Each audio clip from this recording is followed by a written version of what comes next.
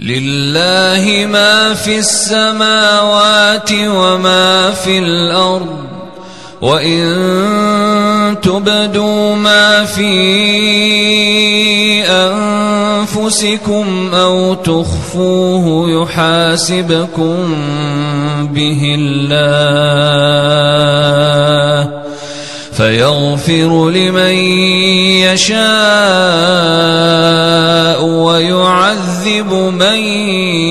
يشاء والله على كل شيء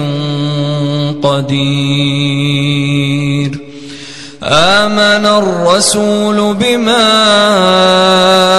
أنزل إليه من ربه والمؤمنون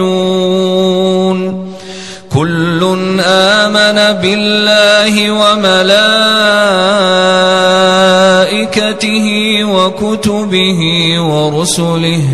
لا نفرق بين أحد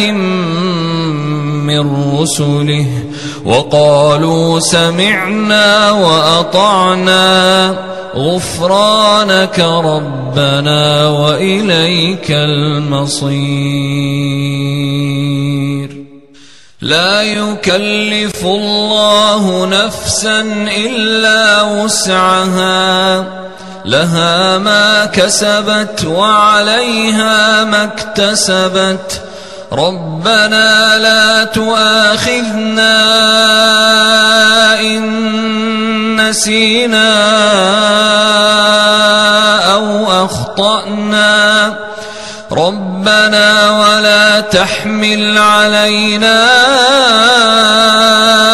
إصرا كما حملته على الذين من قبلنا